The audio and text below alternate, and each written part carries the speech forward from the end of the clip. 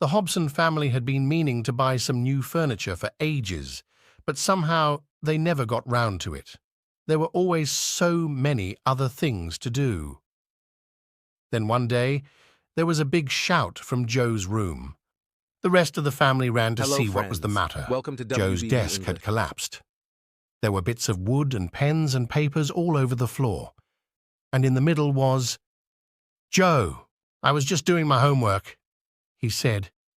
And then bang. The desk broke. Everything fell over. I was so surprised that I fell over too. Bella giggled. "You do look funny." "Hides it," said Mum. "We need to buy some new furniture before anything else breaks. Bella needs a new bed, and Joe definitely needs a desk so that he can do his homework." So that weekend, the family got up early and set off for the big furniture store outside town. It was huge.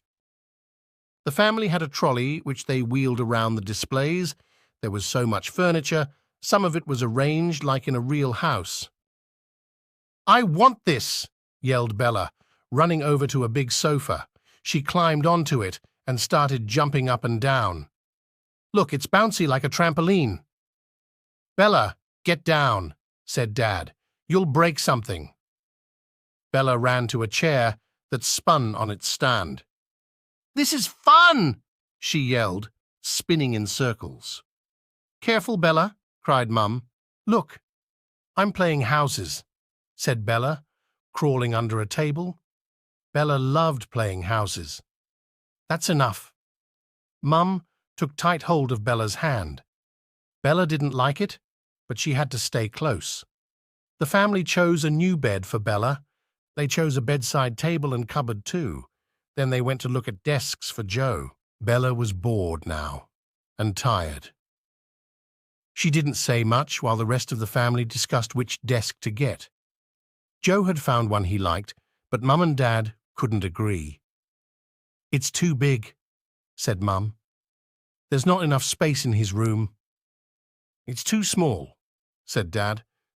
"There's not enough space for his homework." "I think it's just right," said Joe.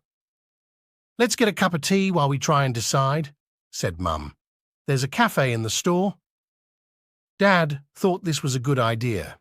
He needed a sit-down, he said, and Joe really wanted a milkshake.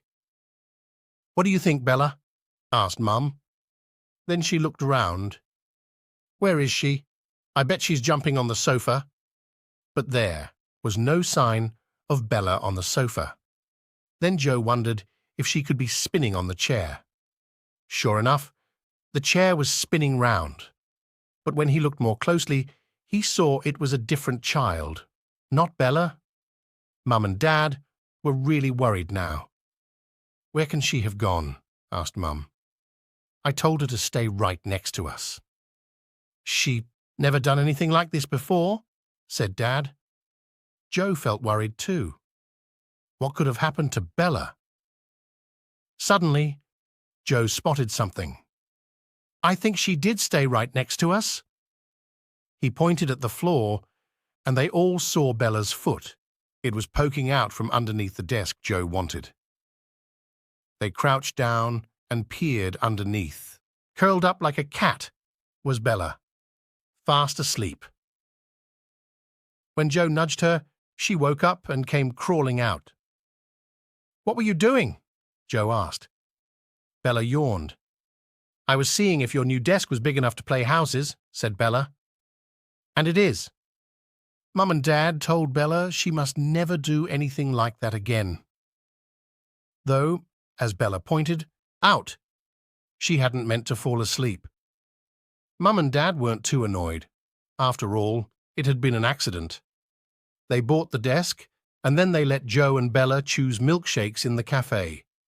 Joe had banana flavor, and Bella chose strawberry. Yum yum. One weekend, Mum had to work a shift at the hospital, and Dad had loads of marking to do, which meant that neither of them had time to look after Joe and Bella. But Joe and Bella didn't mind. They were going to spend the weekend with Gran, and Gran had promised to take them to the beach. There was just one problem.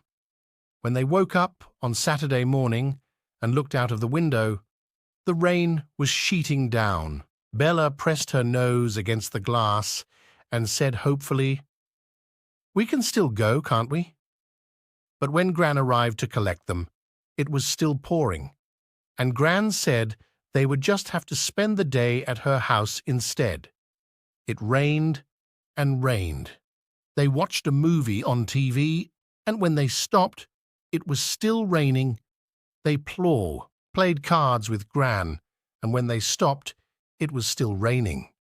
They did some homework, ready for Monday, and when they stopped, it was still raining. They tried taking Gran's dog, Selby, for a walk, but when they opened the door, Selby took one look, whined, and ran back inside again. Eventually, Gran went off to do some housework.